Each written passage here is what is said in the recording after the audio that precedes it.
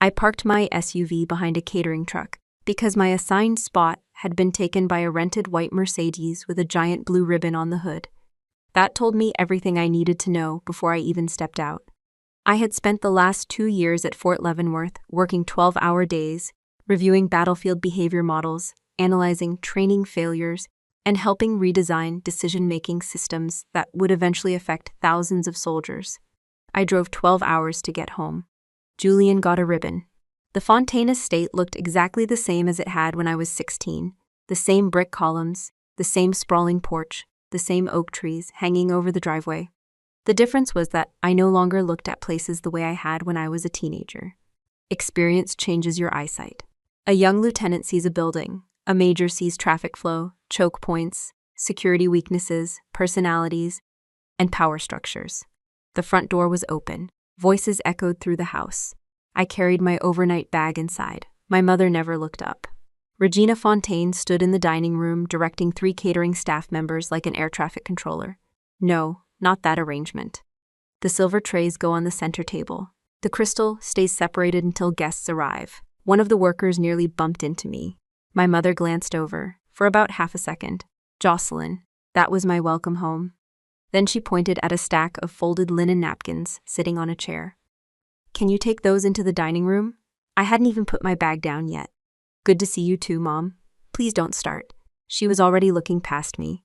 I picked up the linens, not because she asked. Because arguing with Regina Fontaine was like arguing with airport security. Nobody won, and everybody wasted time. As I walked through the house, I noticed framed photographs covering nearly every wall. My father in uniform, my grandfather in uniform, Julian in uniform. Julian receiving awards, Julian shaking hands. Julian standing next to helicopters. Julian standing next to armored vehicles. Julian standing next to anything that could be photographed. I found exactly one picture of me. It was near the staircase. Small frame, partially hidden behind a decorative vase.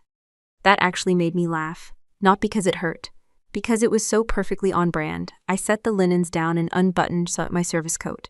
The house smelled like expensive food and old expectations. A familiar combination. As I crossed the hallway, my father appeared from his study. General Winston Fontaine, retired, still carrying himself like he expected everyone within 50 feet to stand at attention. His eyes moved immediately to my uniform. Not me, the uniform.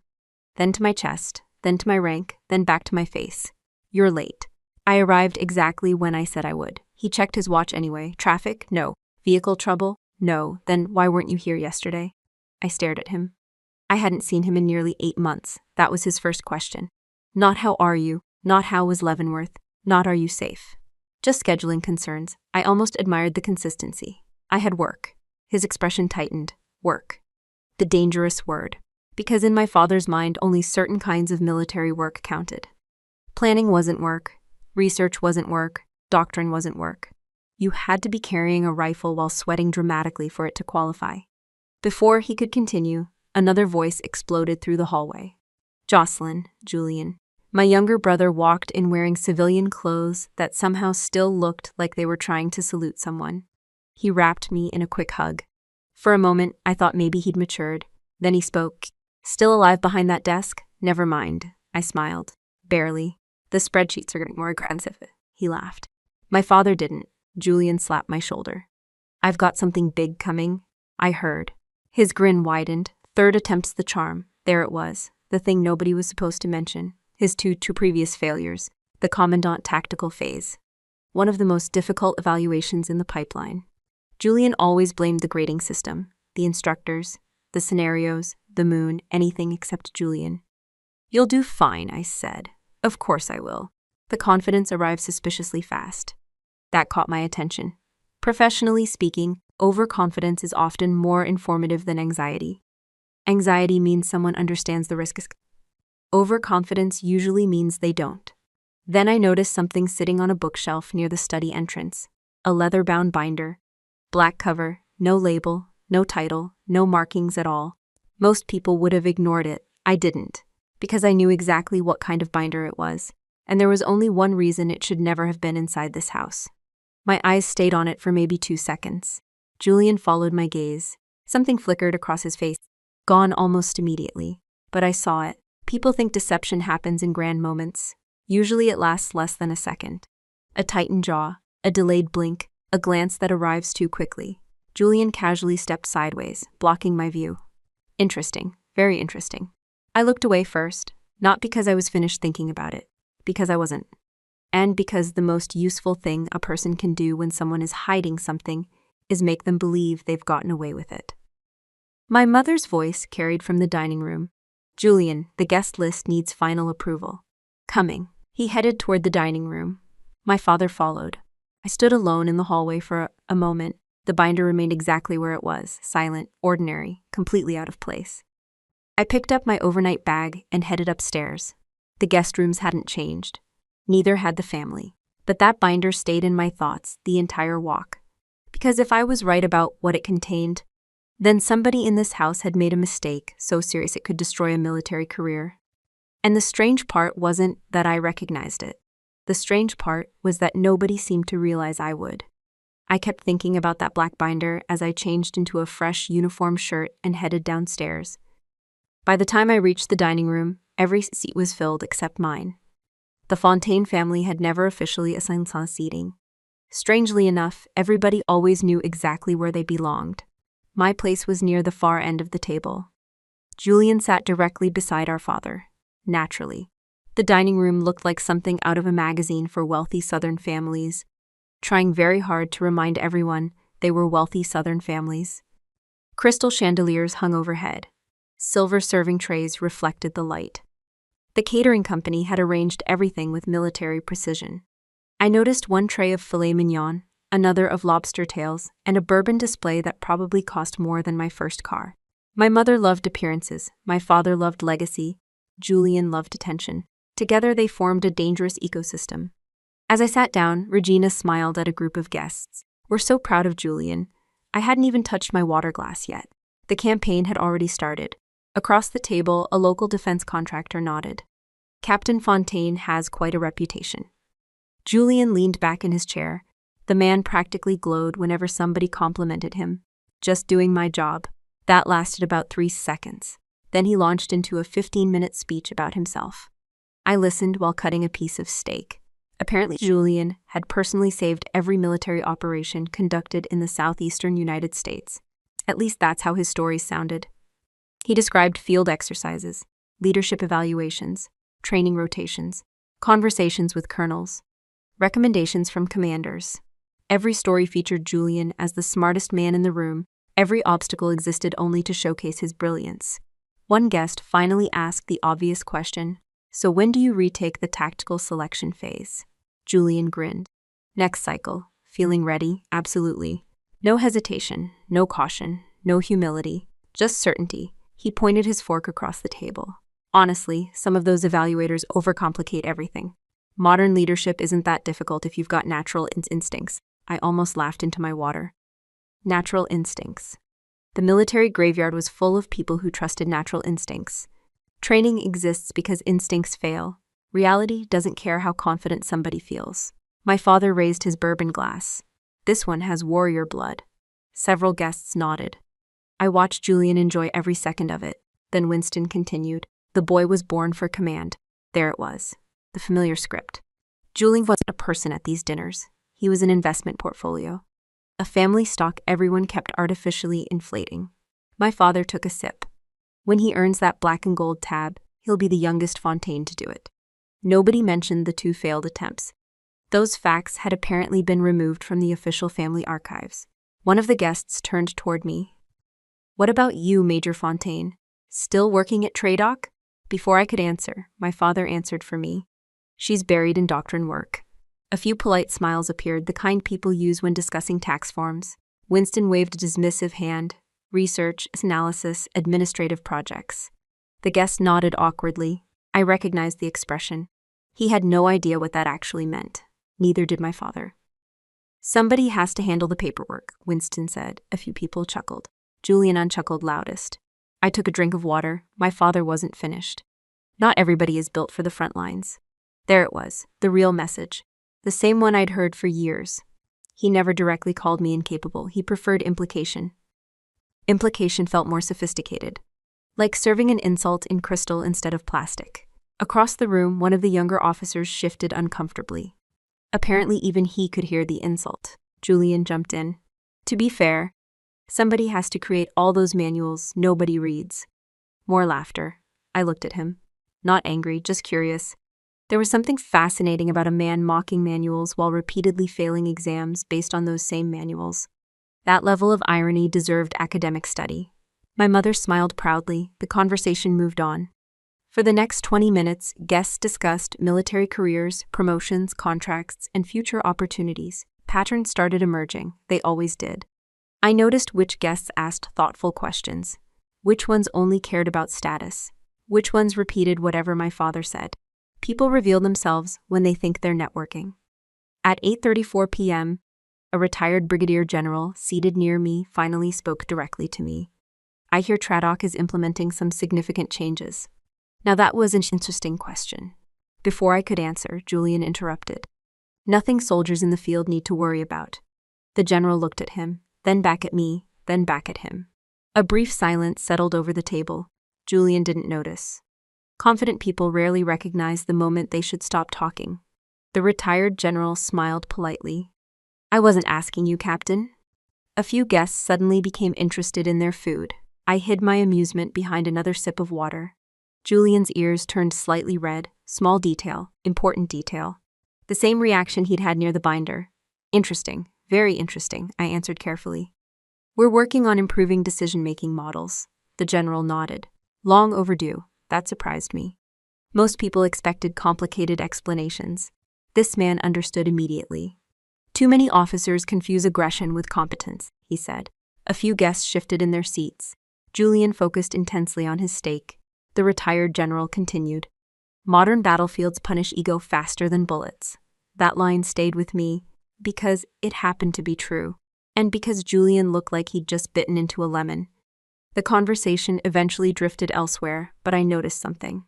For the first time all evening, my brother wasn't smiling. He kept checking his phone, checking the hallway, checking the doorway leading toward my father's study. The behavior was subtle. Most people missed it. I didn't. The binder crossed my mind again. Then another thought followed. If Julian was nervous, it wasn't because of tomorrow. It wasn't because of his evaluation. It wasn't because of this dinner. He was worried about something already inside this house. And whatever it was, he seemed very interested in making sure nobody else found it first. I watched him check the doorway again, before pushing his chair back from the table. That tiny movement told me more than all the speeches he'd given during dinner. Confident people look at people. Nervous people look at exits. A few minutes later, the crowd migrated toward the rear terrace overlooking the estate grounds. Catering staff rolled out dessert carts, while guests gathered around standing heaters and small cocktail tables. The Fontaine family loved this part of the evening. Dinner was for status. The terrace was for performance. I accepted a glass of sparkling water and stepped toward the railing.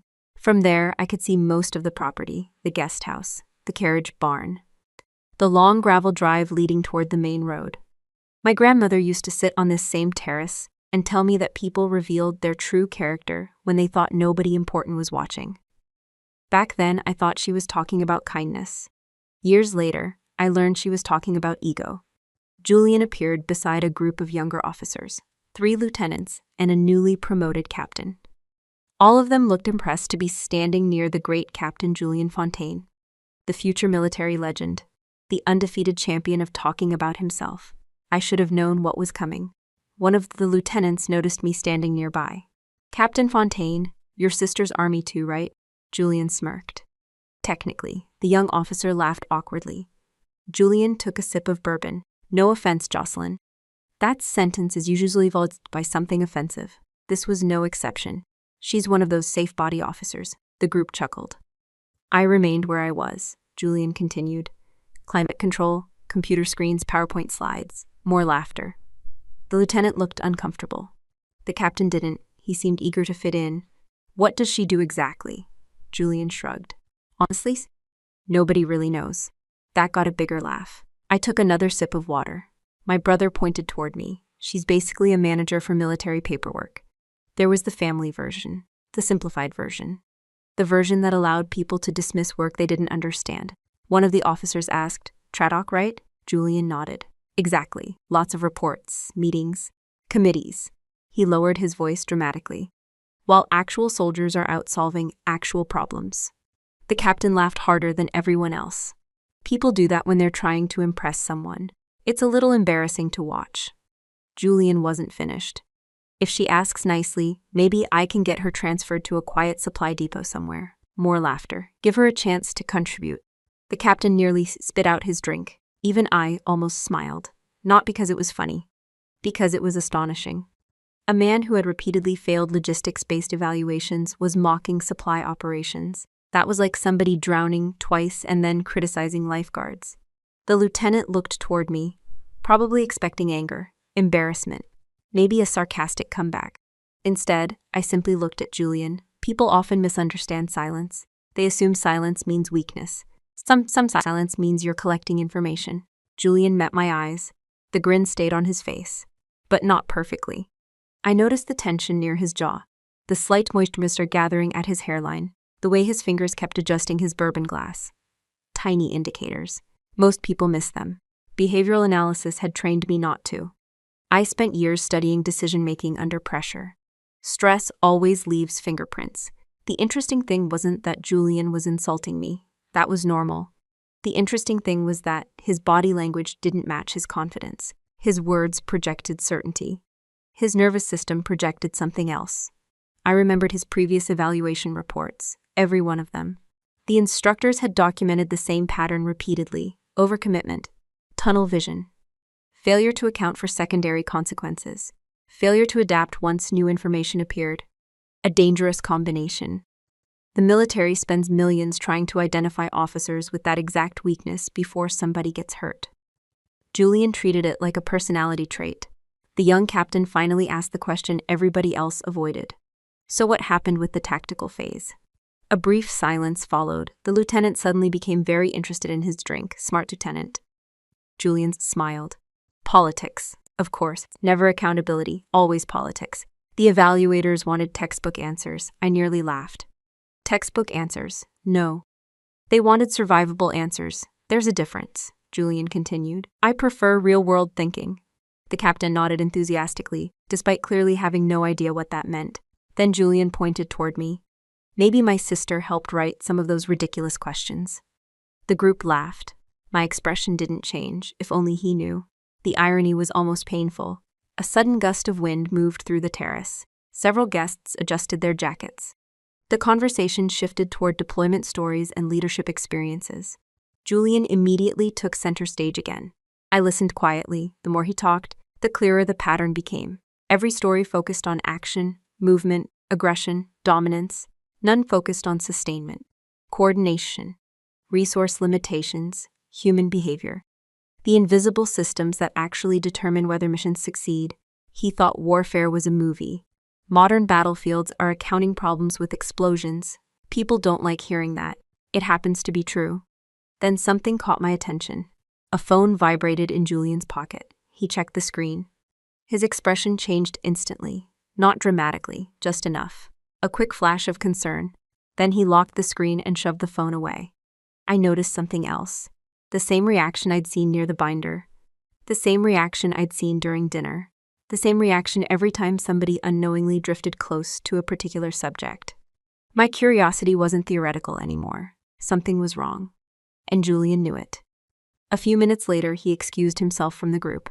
"Be right back." He moved quickly toward the house.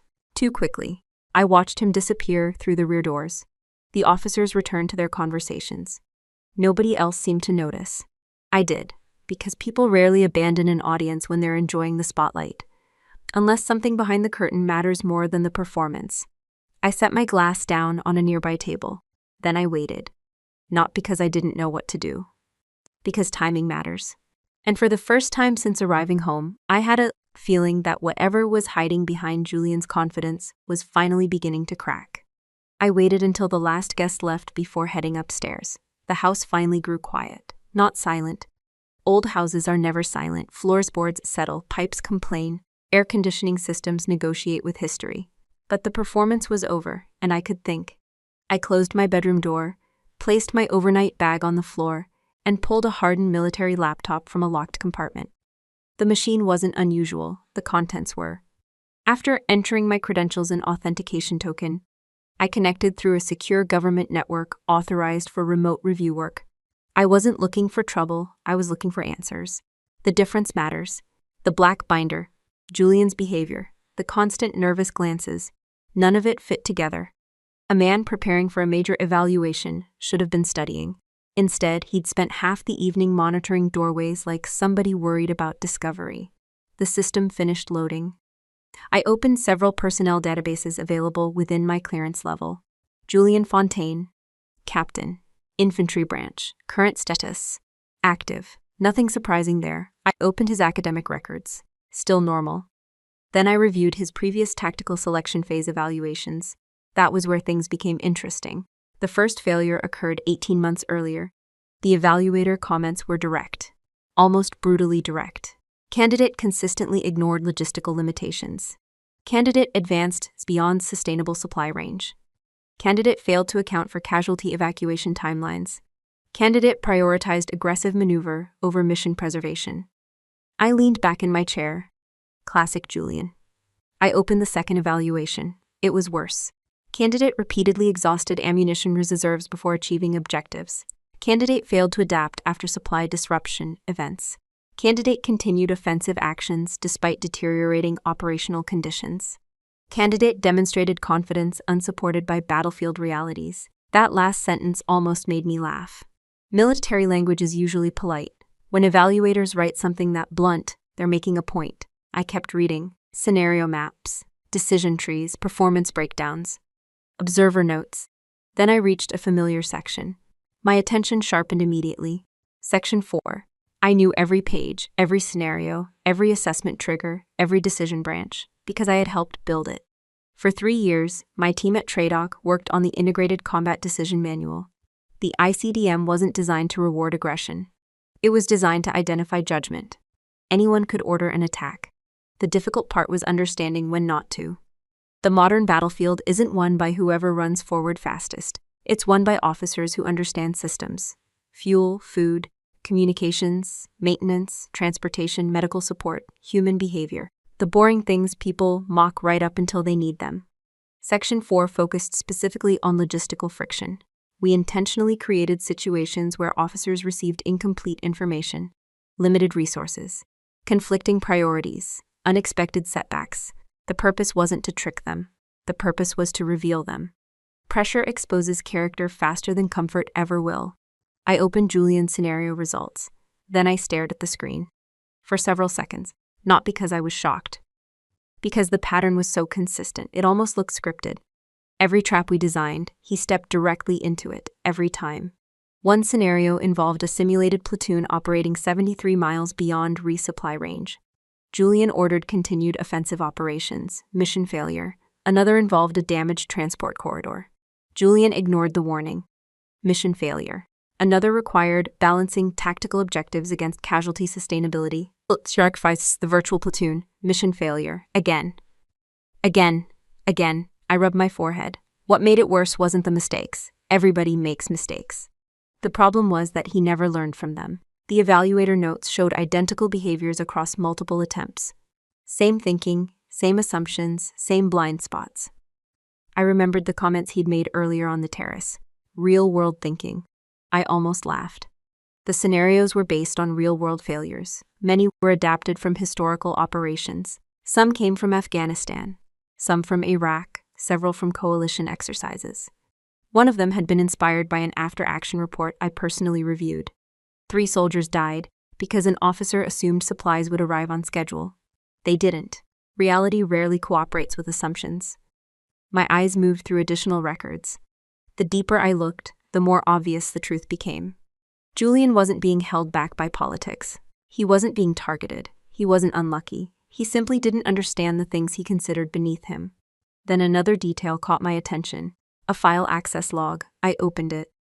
Most entries were routine, study guides, training materials, preparation modules. Then I noticed several unusual access attempts, unauthorized requests, repeated requests. The timestamp stretched back months. My expression hardened. Julian had been trying to access restricted preparation materials. Nothing successful. Nothing that crossed criminal territory, at least not yet. But enough to demonstrate intent. Enough to reveal desperation. That changed the equation. Confident people don't desperately search for shortcuts. People search for shortcuts when they know they aren't ready. I opened another log, then another. The deeper I looked, the more uncomfortable the picture became. The arrogance wasn't real confidence. It was armor, loud armor, expensive armor, family-approved armor. Underneath it sat a man terrified of failing again. That realization should have made me feel vindicated. It didn't. Mostly it made me tired. Because for years, my family had built an entire mythology around Julian. The warrior, the future general, the heir. Meanwhile, the actual evidence sat quietly inside databases nobody bothered to read. I glanced at the clock in the corner of the screen, nearly midnight. Most people in the house were asleep. I should have shut everything down. Instead, I opened one final report. A recent administrative activity summary. I expected nothing important. Then I saw a reference number. One I recognized instantly. My stomach tightened. Not fear. Recognition. The same reference family connected to the type of documents stored in black security binders. The same category linked to the binder I'd seen earlier that evening. The same category Julian had reacted to when he caught me looking at it. I clicked the file request history. Access denied. Restricted pending verification. Interesting. Very interesting. I closed the report and sat quietly for a moment. The pieces still didn't fit together. Not completely, but they were getting closer. Close enough that I could finally see the outline of the problem, and close enough to know that whatever Julian was hiding had nothing to do with confidence. It had everything to do with fear. I closed my laptop and got less than 4 hours of sleep before my father's voice found me the next evening. Study, now. No greeting, no explanation, just an order. Some habits survive retirement. I set down the book I had been pretending to read and followed him through the house. The moment we entered his study, I understood this wasn't a family conversation. It was an intervention. Julian was already there. Standing near the fireplace, arms crossed, jaw tight. My father sat behind his massive mahogany desk. The room smelled faintly of leather, bourbon, and old authority. He gestured toward an empty chair. I remained standing, his expression darkened. Good. Let him work a little harder. The door clicked shut behind me. For several seconds, nobody spoke. Then Winston folded his hands together. The posture reminded me of senior officers preparing to deliver bad news. Unfortunately for him, I wasn't one of his subordinates. Julian is facing an important opportunity. There it was. The opening argument. I said nothing. My father continued. The upcoming tactical selection phase will determine the direction of his career. Still silent. Julian shifted his weight. My father leaned forward. You work at Tradoc. Finally. The real reason I folded my arms. Yes, you have access to people. Yes, you have access to information within legal limits. His eyes narrowed slightly. We were now speaking the same language. Precise language, dangerous language. Then this should be very simple. No, it absolutely would not be. My father slid a folder across the desk. Julian avoided eye contact. Interesting. Very interesting. Winston opened the folder. Inside were several evaluation summaries, most likely Julian's. The same failures I had reviewed the night before. You know how much is riding on this. I looked at the papers. Then at Julian. Then back at my father. What exactly are you asking? He answered immediately, too immediately, like the request had been rehearsed. I want you to obtain an advance copy of the selection scenario package. There it was. Not tutoring. Not mentoring, not advice, cheating, clean, simple, federal-level cheating. I actually laughed. Not loudly.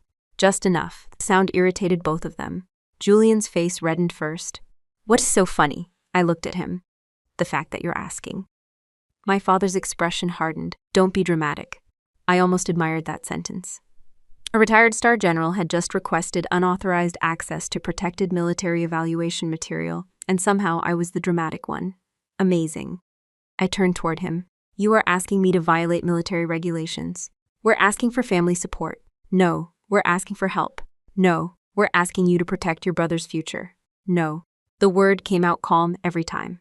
No anger, no hesitation, just no. The room grew noticeably colder. My father leaned back in his chair. You always did enjoy making things difficult. That one nearly earned a smile. According to the Fontaine family handbook, refusing corruption apparently qualified as difficult behavior. Julian finally exploded. Are you serious right now? I looked at him, completely. His hands flew into the air. This is exactly what I'm talking about. The volume rose. The self-control disappeared. The real Julian arrived. You've always resented me. There it was. Whenever facts failed, he switched to emotion. I waited. He kept going. You couldn't stand the attention I got. Interesting theory. Mostly because I spent most of my adult life trying to avoid attention. You hate seeing me succeed. I almost corrected him. The word succeed was doing a lot of heavy lifting there. Instead, I remained quiet. Julian stepped closer. His voice dropped. You think because you sit behind a desk all day that you're somehow smarter than people who actually serve. Now that was fascinating. Because we were both wearing the same country's uniform. Somehow he had convinced himself only one of us served. My father nodded along. That annoyed me more than Julian's speech. Not because he agreed, because he genuinely believed it. Winston pointed toward me. You've never understood the responsibility of carrying this family's legacy. I stared at him. For a moment, I saw the entire problem. Not Julian, not the exam, not even the cheating request. The problem was mythology. For decades, my father had confused image with character, combat badges with wisdom, recognition with competence, loudness with leadership, and now reality was presenting him with a bill. He simply didn't want to pay it. I answered carefully. My responsibility is to my oath, Julian scoffed. Convenient, no mandatory, my father stood. The movement was deliberate, command presences, boardroom intimidation, the old general preparing his final argument. Then he delivered it. If you refuse to cooperate, there will be consequences. I nearly laughed again. Consequences? The family trust. There it was. Money, not honor, not loyalty. Money. Winston folded his hands behind his back. If you choose bureaucracy over family, you will be removed permanently. The silence afterward stretched several seconds. Julian looked hopeful. My father looked confident. They genuinely believed they had leverage. That part almost made me sad. Not because of the threat. Because they thought they knew me. I looked around the study, the portraits, the awards, the framed military photographs, generations of Fontaines staring down from the walls.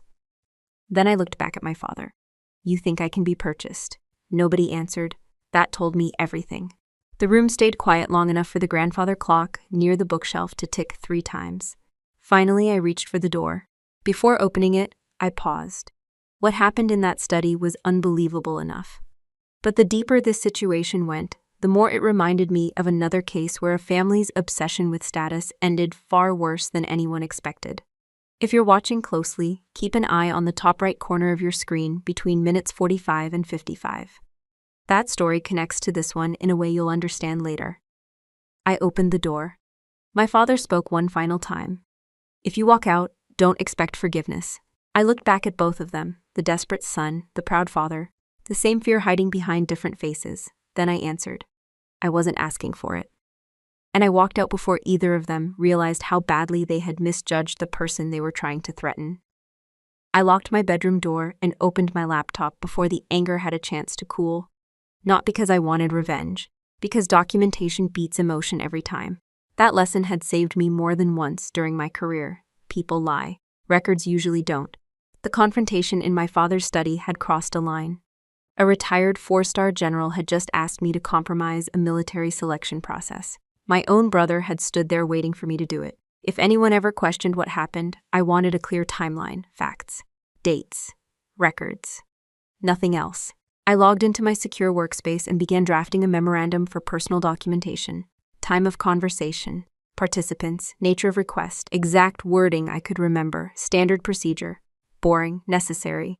The kind of thing nobody appreciates until lawyers become involved. After saving the memo into an encrypted folder, I started a routine security review, mostly habit.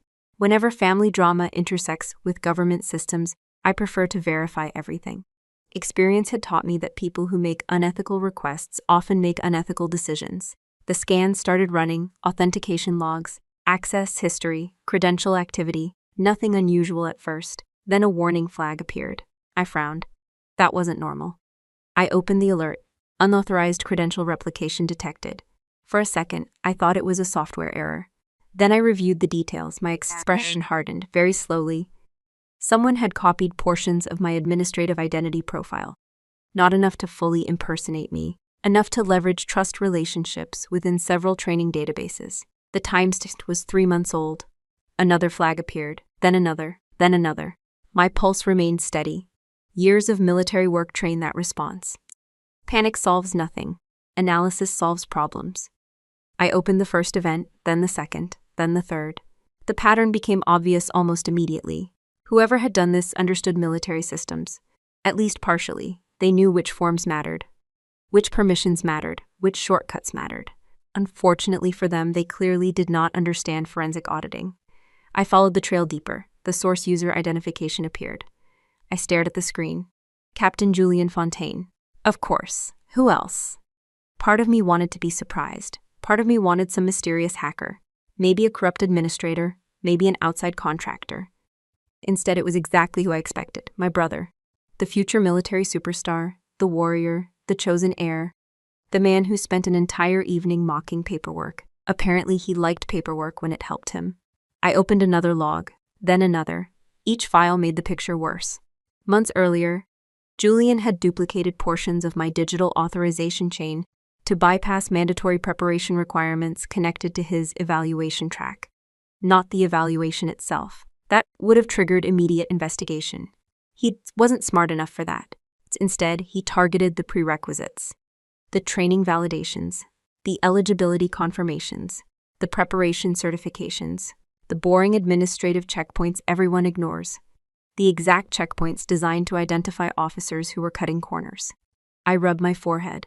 The irony was becoming aggressive. The system displayed another entry. Forged command authorization. My eyes narrowed.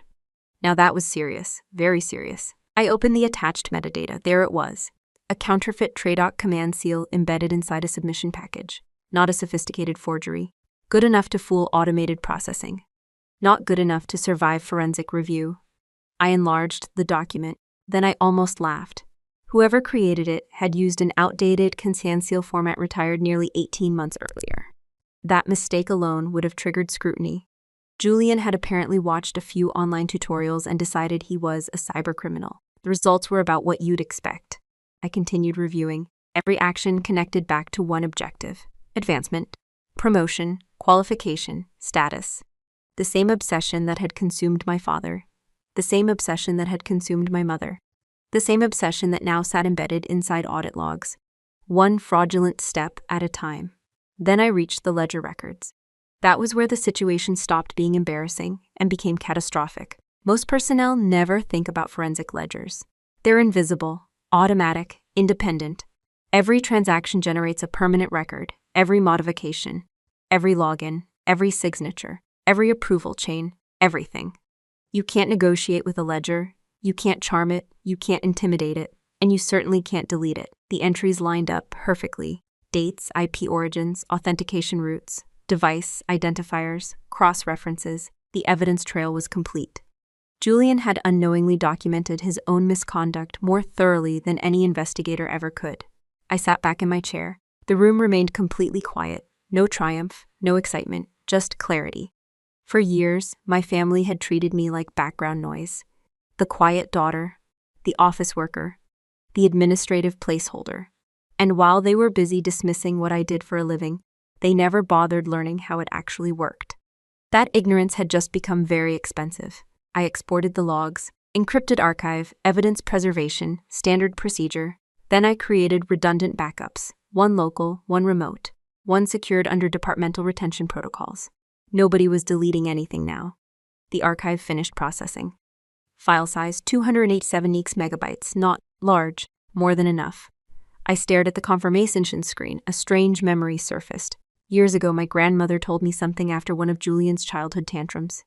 She said, "People who spend their lives avoiding consequences eventually become experts at creating evidence." At the time, I thought she was joking. Turns out, she was giving legal advice. I checked the final report. Everything matched, everything connected. Everything was preserved. The trap wasn't something I had built. That realization mattered, because revenge is emotional. This wasn't. Julian had forged credentials. Julian had copied authorization chains. Julian had falsified documentation. Julian had left a forensic trail. I merely found it. I closed the files and rested my hands on the desk. Steady, completely steady. The most dangerous moment in any investigation comes right after the truth appears. People think discovery changes everything. Usually it changes nothing. The evidence had existed for months. The consequences simply hadn't arrived yet. Downstairs, somewhere in the house, my family was probably sleeping peacefully. My father believed he still controlled the situation. My mother believed reputation could solve any problem. Julian believed he was one shortcut away from becoming the officer he pretended to be. None of them understood what I now understood. The story was no longer about an exam, or a promotion, or family expectations.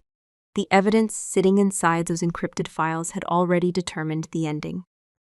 The only thing left was waiting for everyone else to catch up. I slept better than anyone else in that house. That's one of the advantages of having evidence. Evidence doesn't need reassurance. The next morning, I carried a mug of coffee onto the upstairs landing and opened my email. The message from my mother had arrived at 6:12 a.m. Subject line, Department of Defense Leadership Gala, Family Coordination. I actually smiled before opening it. Regina Fontaine never sent messages like that unless she was about to organize human beings the way other people organized silverware. The email was 3 paragraphs long, no greeting, no good morning, no how are you. Straight to business. Attached were 2 files, a PDF seating chart, and a document labeled Presentation Expectations. Presentation expectations, not behavior expectations, not attendance information. Presentation expectations. The wording alone told me everything. I opened the attachment. Halfway through the first page, I laughed. Out loud, the document contained a list, an actual list. Item 1, wear a simple dark civilian dress. Item 2, avoid discussing military doctrine or command-level policy. Item 3, allow Julian to represent the Fontaine military legacy during introductions. Item 4, act as designated driver for family transportation. Item 5, remain seated at table 14 unless specifically invited elsewhere. I stared at the screen, then I checked it again, just to make sure it wasn't satire. It wasn't. My mother had genuinely created formal operating instructions for her 34-year-old daughter. I continued reading. The explanation appeared near the bottom. To avoid confusion among active duty leadership, defense executives, and invited sponsors. Translation. Don't embarrass Julian. There it was. The real objective. The entire document reduced to 1 sentence.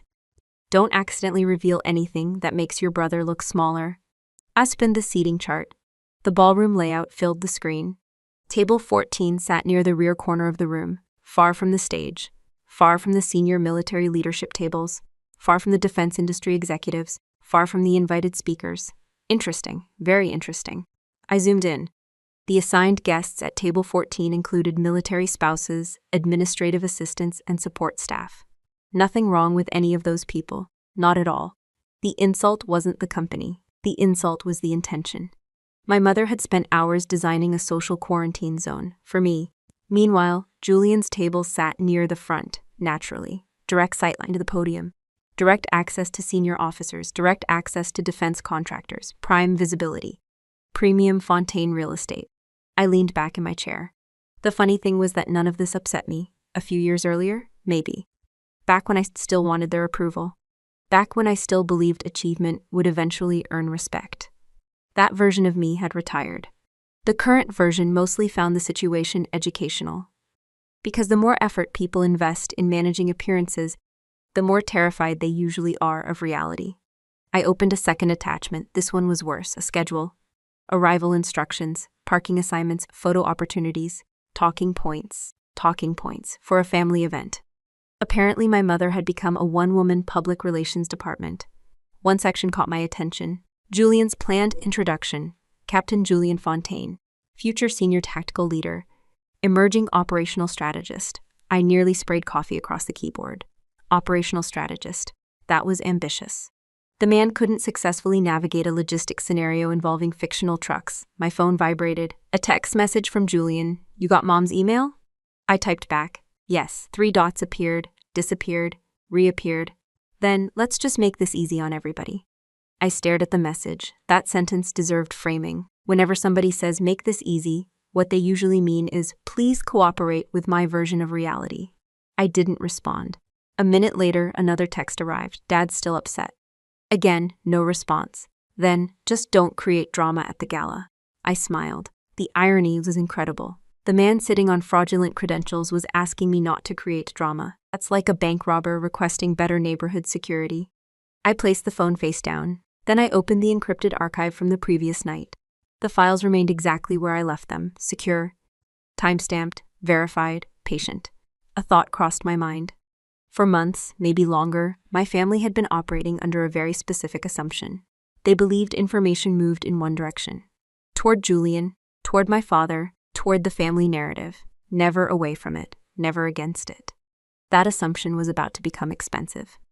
Another email notification appeared, this time from an event coordinator at the DeSoto Hotel. I reviewed the guest information packet, sponsors, retired generals, defense consulting firms, active duty leadership. Several names stood out immediately. People who actually understood what happened inside TRADOC, people who understood doctrine development, people who understood modernization efforts, people who would never mistake strategic design for clerical work. Interesting guest list. Very interesting guest list. I closed the packet and returned to my mother's email. The cursor blinked inside the reply box. For a moment, I considered writing a detailed response. I could have explained everything, the insults, the manipulation, the absurdity, the fraud, the threats, all of it. Instead, I deleted the draft. Arguments only work when both sides are interested in truth. My family wasn't interested in truth. They were interested in maintaining a story, and stories have a funny weakness. Eventually, reality arrives. I typed 4 words, I will be there. Nothing else. No explanation, no complaint, no warning, no defense. Just 4 words. Then I hit send. The confirmation notification appeared. Message delivered. I closed my laptop and looked out the window. Somewhere downstairs, my mother was probably finalizing seating arrangements. My father was probably rehearsing introductions. Julian was probably imagining the future he believed was waiting for him. None of them understood what I understood. The gala wasn't a battlefield, it was a stage. And they had already written their entire performance. The only problem was that they had no idea who the audience would actually be, or what those people already knew. I picked up my coffee and headed downstairs. For the first time since arriving home, I wasn't wondering what would happen next. I was wondering how long it would take before somebody realized this script had never belonged to them in the first place. I adjusted the dark wrap on my arm and followed my family through the entrance of the DeSoto Hotel. My mother had gotten exactly what she wanted. At least on the surface, no uniform, no rank visible, no medals, no indication that I was anything more than an extra guest carrying accessories. The irony was impressive. Years of military education, operational experience, and strategic work reduced to unpaid coat check duty. Regina would have called that good event planning. The ballroom was already crowded. Hundreds of guests moved between tables beneath massive crystal chandeliers. Dress uniforms filled the room, army green, Air Force blue, navy black. Decorations and ribbons reflected across polished floors. Clusters of defense executives stood beside retired generals. Contractors exchanged business cards. Senior officers exchanged cautious smiles. Everybody was networking. Nobody was listening. The perfect environment for Julian. My brother loved audiences. He thrived in rooms where confidence could be mistaken for competence. I watched him immediately drift toward a group of colonels, like a shark detecting blood in the water. My father wasn't far behind. Neither was my mother. The Fontaine promotional tour had officially begun. I remained several steps back, not hiding, observing. A skill that had served me far better than self-promotion ever could. Julian launched into conversation before introductions were even complete. The man treated silence like a medical emergency. One colonel asked about his upcoming evaluation. That was all the invitation he needed. Julian smiled. Honestly, I'm looking forward to it. Of course he was. The man had spent years looking forward to evaluations he couldn't pass. Most tactical problems are pretty straightforward once you understand battlefield instincts. There was that word again. Instincts. I was beginning to suspect he wanted to marry the concept. The colonel nodded politely, professional courtesy. Nothing more. Julian mistook it for admiration. A common mistake, he continued. Too many officers overthink decision-making. Interesting position. Especially from somebody who routinely failed decision-making evaluations. The conversation continued. I watched the group carefully. The colonels weren't impressed. They were being polite. There is a difference. Experienced officers don't get excited by confidence. They've met too many confident idiots. Then one of them glanced toward me. Family attending tonight? Julian barely looked over his shoulder. My sister. The colonel smiled politely. Military too, Julian laughed. There it was, the laugh. The one he used when he thought a joke was coming. Technically. Several people chuckled. I remained exactly where I was. Julian continued. She's the quiet one. More laughter. Works in a contractor, nodded. What department? Julian shrugged. Administrative doctrine stuff. Administrative doctrine stuff. That was a new one. I almost wanted to write it down. Years of strategic behavioral design work apparently translated into administrative doctrine stuff. Good to know. The contractor looked unimpressed. Sounds important. Julian waved dismissively. You'd be surprised. No. Actually, he would be. The contractor wouldn't. A few minutes later, another officer joined the conversation. This one wore a ranger tab. Instantly, Julian shifted gears. His posture changed. His voice changed. His energy changed. The approval he wanted had entered the room. Watching it happen was almost uncomfortable, like watching a teenager suddenly notice a celebrity. The ranger officer asked a few questions. Nothing aggressive, nothing difficult. Simple professional questions. Julian answered all of them with enormous confidence. Unfortunately, confidence and accuracy remain separate concepts. At one point, he started explaining his approach to tactical planning. As he spoke, I noticed something. The same flaw. Still there, still untouched, still growing. Everything centered around decisive action, speed, aggression, momentum. Almost nothing about sustainment, logistics, recovery, adaptation, the invisible systems that determine whether units survive beyond the first 48 hours. I had seen this exact pattern inside his evaluation reports. Now I was hearing it in real time. The ranger officer eventually nodded. Not impressed, not convinced, just polite. Julian completely missed the distinction. Across the ballroom, waitstaff carried trays of drinks between tables. Near the stage, event coordinators adjusted seating assignments. Everything operated according to schedule. Every movement, every introduction, every presentation, precision, structure, process. The exact concepts Julian spent his life dismissing. My phone vibrated once. I glanced down. An internal event update. The keynote schedule remained unchanged. Interesting.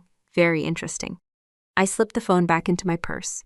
The timeline was holding, exactly as expected. My mother suddenly appeared beside me. Why are you standing back here? I looked at her. You asked me to. She frowned.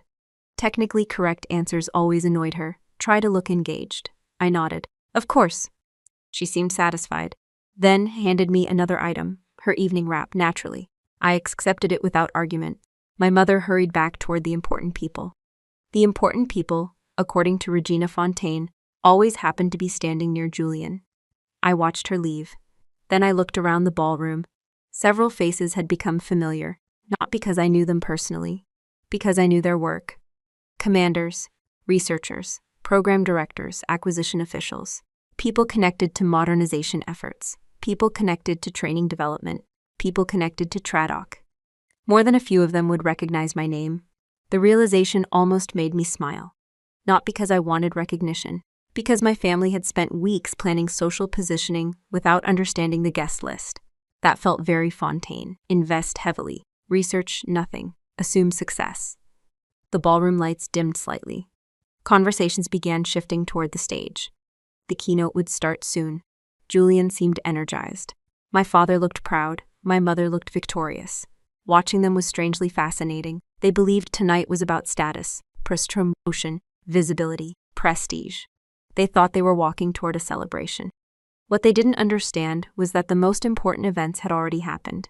The forged records existed, the audit trail existed, the guest list existed, the schedule existed, the evidence existed. All the pieces were already in place. The only thing left was timing. I looked toward the massive projection screens flanking the stage, then toward the podium, then back toward my family.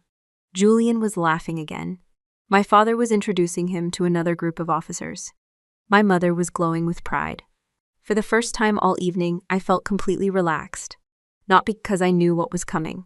Because I knew I didn't need to do anything. The board had already been set. The moves had already been made. And nobody in my family seemed to realize the game had started long before they entered the ballroom. I watched the room settle as the ballroom lights dimmed another level. Conversation softened. Drinks were set down. Chairs turned toward the stage. The moment had arrived. Not my moment, not Julian's moment, the truth's moment. Most people never recognize those moments when they first appear. They usually arrive disguised as routine announcements. The Master of Ceremonies stepped to the podium and welcomed everyone to the Department of Defense Leadership Gala. Polite applause followed. Sponsors were recognized, donors were thanked, a few awards were mentioned, standard event procedure. Then the announcer smiled. Ladies and gentlemen, please welcome Lieutenant General Byron Radcliffe, Commanding General of TRADOC. The applause immediately grew louder. That reaction was earned. General Radcliffe wasn't a political celebrity. He was respected. There's a difference. I stood near the back wall, exactly where my mother wanted me, holding her wrap, wearing the simple dark dress she approved, looking completely harmless. General Radcliffe stepped onto the stage. Meanwhile, 3 tables ahead, my father sat taller in his chair. Julian looked energized. The future seemed bright, at least from their perspective. Radcliffe thanked the audience for attending and began discussing modernization efforts across military training systems. Most guests listened politely. A few genuinely listened. The difference is easy to spot. The first group hears words, the second group hears implications. I belonged to the second group. Julian belonged to neither. He looked more interested in who was watching him than what was being said. The general continued, "Our battlefield environment has changed." Several heads nodded. "Our evaluation methods must change with it." More nodding. Then he delivered the line that shifted the room. "The military cannot afford leaders who mistake confidence for competence." Interesting. Very interesting. I noticed 3 colonels glance toward Julian's table, not because they were thinking about him specifically, because every military organization has a Julian somewhere, every single one. General Radcliffe continued speaking. He discussed decision-making, adaptability, resource management, intellectual discipline, the ability to operate effectively under uncertainty, everything Julian routinely ignored, everything my father routinely dismissed, everything my mother never bothered understanding. Then the general reached the point I knew was coming. The point nobody at my family's table expected. The next phase of officer development will be supported by a newly standardized doctrinal framework. The massive screens beside the stage came alive. Several hundred guests turned their attention forward. A cover image appeared. Simple, professional, recognizable, Integrated Combat Decision Manual, ICDM. A low murmur moved through portions of the audience. Not everybody recognized the title. The right people did. My father looked interested. Julian looked confused. The general smiled. This doctrine represents years of collaborative research and operational analysis. More applause. Then he added, "It will become the foundation of future tactical evaluation standards." That got attention. Especially from officers. Especially from ambitious officers. Especially from officers who planned on taking selection courses. Julian sat forward immediately. I almost felt sorry for him. Almost. General Radcliffe gestured toward the screen. "We owe a tremendous debt to the team responsible for its development." The next slide appeared. The co-author list. Large gold lettering. Clear enough for everyone in the ballroom to read. I watched my father's expression first, because I knew exactly when recognition would arrive. The names appeared one by one. Then mine, Major Jocelyn Fontaine, Principal Strategic Architect. The ballroom grew noticeably quieter. For half a second, my father didn't move. His brain simply stopped, trying to reconcile conflicting information. The administrative daughter, the ignored daughter, the daughter assigned to table 14, the daughter holding a wrap near the back wall, Principal Strategic Architect. The contradiction hit him like a truck. Then the next image appeared. My official service photograph. Full uniform, rank clearly visible, professional portrait, no ambiguity, no explanation required. Across the room, Julian turned toward the screen. I will remember that expression for the rest of my life. Not because it was dramatic, because it was honest. For the first time all weekend, there was no performance, no confidence, no bravado, no audience management, just pure confusion. His mouth opened slightly, then closed, then opened again, like his brain had temporarily lost connection with reality. My mother reacted next. Her face drained of color, not all at once, gradually. The way a person reacts when they suddenly realize they've been standing in the wrong room during an important meeting. General Radcliffe continued speaking, completely unaware of the family crisis detonating near the front tables, or perhaps fully aware. With Byron Radcliffe, it was often difficult to tell. The doctrine was developed by a remarkable team. Another slide appeared. Additional contributors, behavioral analysts, operational advisors. Then the general added something unexpected. Major Fontaine's work was instrumental in developing the cognitive evaluation framework now used throughout multiple command pipelines. That one landed hard, very hard. Several officers turned around, looking for me. The room had changed, not dramatically. Subtly. The way gravity changes when an elevator suddenly drops. People were recalculating. The quiet woman at the back, the administrative daughter, the office worker, the one Julian had spent the evening dismissing. The room was updating its assumptions in real time. I noticed one of the colonels from earlier staring at Julian, not with admiration, not even with judgment, with curiosity. The same curiosity people reserve for unusual accidents. Julian's confidence finally cracked. I could see it happening. The forced smile, the rigid posture, the blinking, the sweat gathering along his forehead, the exact same signals I'd observed all weekend. Only now there was nowhere left to hide them. General Radcliffe concluded the presentation segment to enthusiastic applause. The audience stood. Many remained standing. Several senior officers immediately began moving through the ballroom, toward the stage, toward each other, toward conversations that suddenly mattered. And somewhere inside that movement, my family's carefully constructed version of reality began collapsing under its own weight. Not because I exposed them, not because I argued, not because I demanded recognition, because the truth finally entered the room. And unlike reputation, the truth didn't need anybody's permission. I watched the crowd reorganize around a completely different version of reality. That process took less than 2 minutes. Years of assumptions collapsed faster than a folding chair. One moment people were introducing me as Julian Fontaine's quiet sister. The next moment they were introducing Julian as my brother. Funny how status works. The shift became impossible to ignore. Several officers approached me directly. Questions, congratulations, professional observations. A colonel from earlier shook my hand. Now your brother's comments make a lot more sense. I smiled. No, they really don't. That earned a laugh. Across the ballroom, my father looked like a man trying to solve a math problem while the numbers kept changing. My mother was attempting social damage control, an impossible mission. Julian looked stunned, not embarrassed, not yet, stunned. The human brain takes time to process the destruction of a fantasy. A hotel coordinator approached me. Major Fontaine, General Radcliffe would like to see you in the VIP briefing room. Of course he would. I thanked her and followed her through a side hallway. The room itself was private and quiet. Conference table, leather coffee station, military and civilian leadership moving in and out between meetings. I had barely entered when the door opened behind me. My family, naturally, I should have expected it. My father entered first, Julian immediately behind him. My mother closed the door. Nobody sat down. That was usually a sign things were about to go poorly. Julian spoke first. What the hell is going on? There it was. No congratulations, no curiosity, no pride, just panic. I remained calm. What specifically are you asking? His eyes widened. The manual, the doctrine, the presentation. His voice climbed higher with every sentence. You wrote that? Part of it? Part of it? He almost laughed. Your name was on the screen. I nodded. Yes. Julian stared at me, then something clicked. I could actually see it happen. The realization, the connection, the evaluations, the scenarios, the failures, the doctrine, the questions he called garbage. The logistics traps, the decision models, the cognitive assessments. All of it. His face drained of color. Oh my God. Exactly, he finally understood. The office worker, the administrative sister, the woman he mocked. The woman whose work he spent years dismissing. The woman whose curriculum he failed twice. The silence lasted several seconds. Then Julian lost control completely. Those scenarios were ridiculous. There it was, still blaming the scenarios' remarkable consistency. I folded my arms.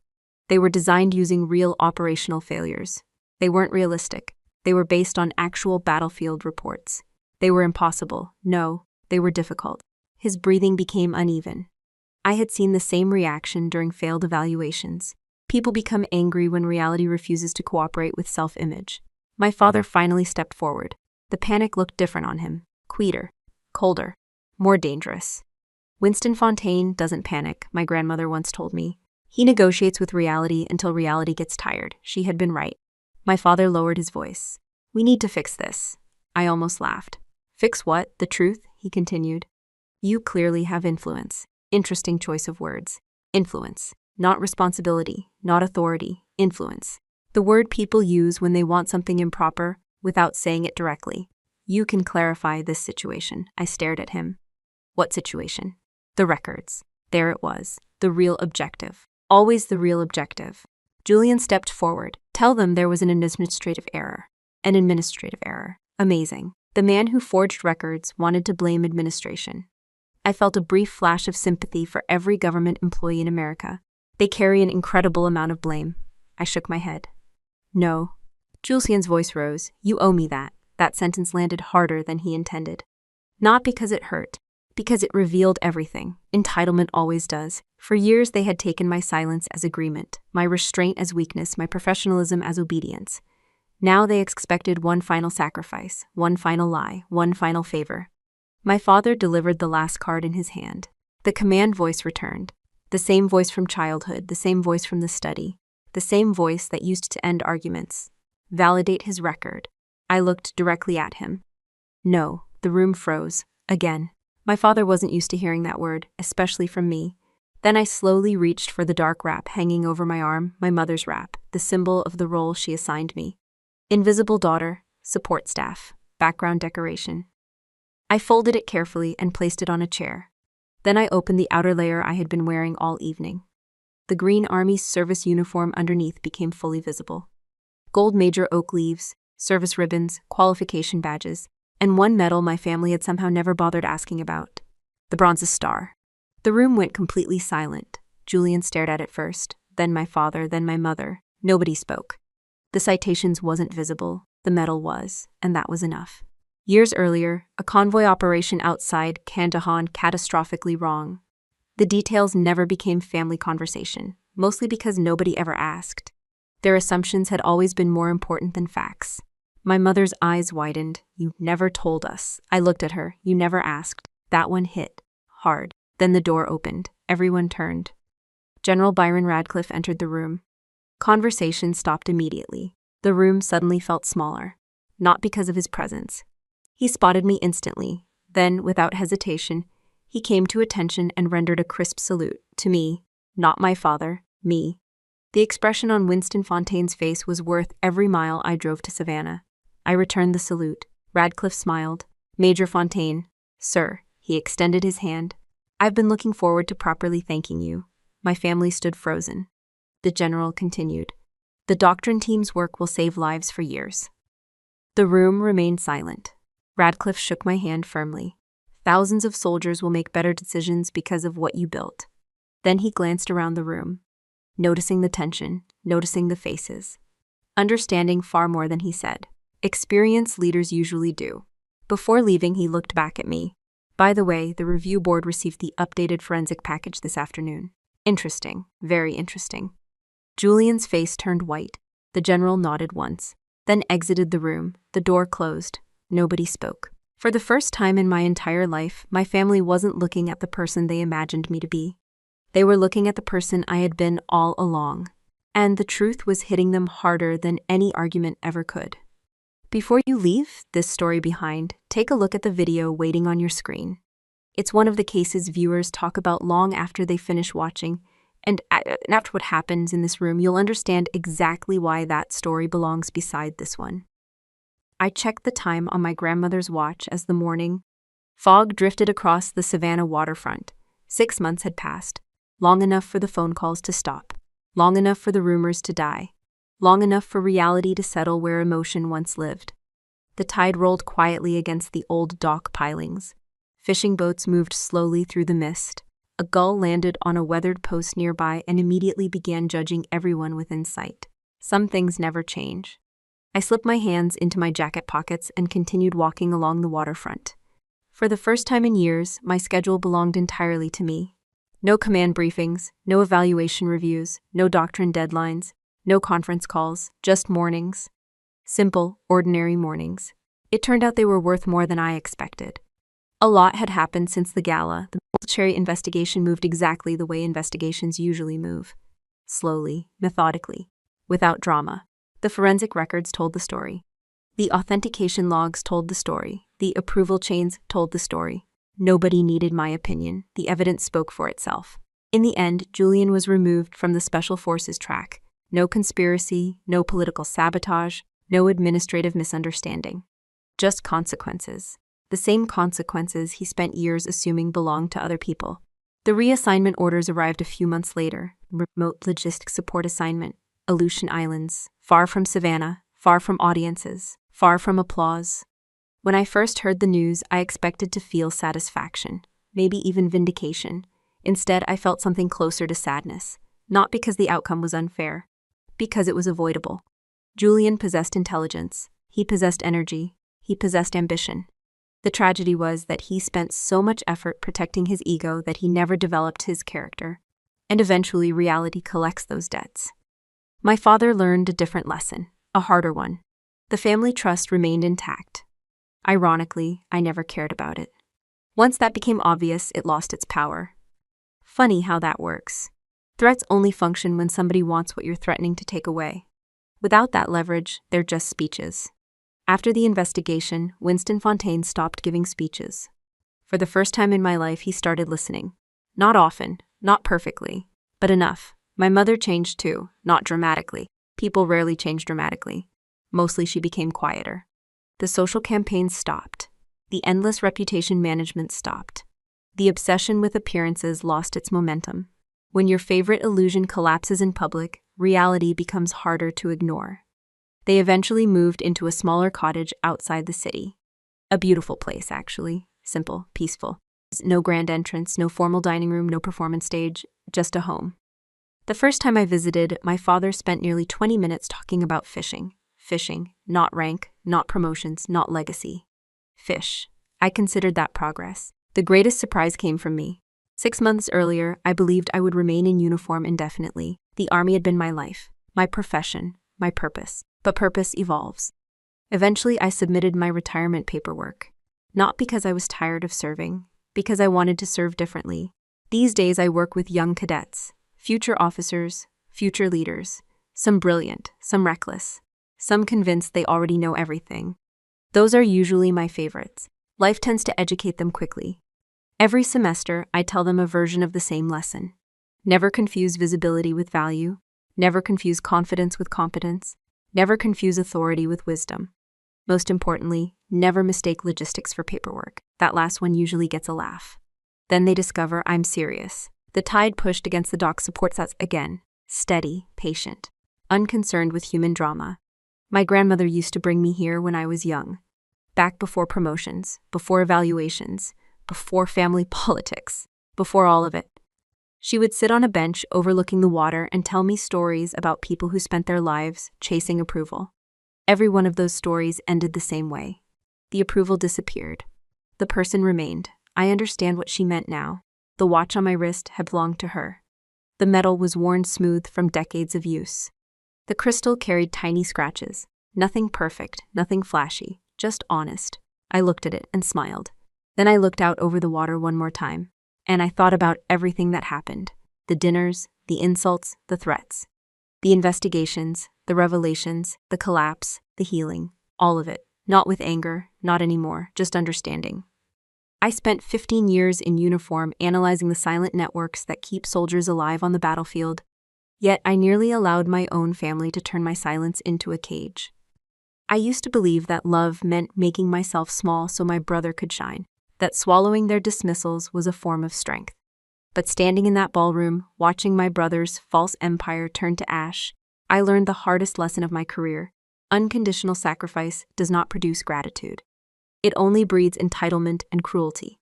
Blood ties are a biological fact, but they do not grant anyone the right to transactionally price your dignity or use your silence as a shield for their fraud. Real work, things you build with your own hands and carry with your own quiet integrity, will always outlast the performance of status. The truth does not need to scream. It only needs someone willing to stand up, set a boundary, and let the record speak. As I watch the tide move against these old docks, I finally understand that peace is not the absence of conflict. It is the presence of self-respect. The fog continued drifting across the river. The boats kept moving, the tide kept rolling, life kept going. And for the first time in a very long time, I wasn't carrying anyone else's expectations. I wasn't shrinking. I wasn't apologizing. I wasn't performing. The weight was gone. I checked my grandmother's watch one final time, smiled to myself, and started walking toward the sunrise. This time, I carried only what belonged to me.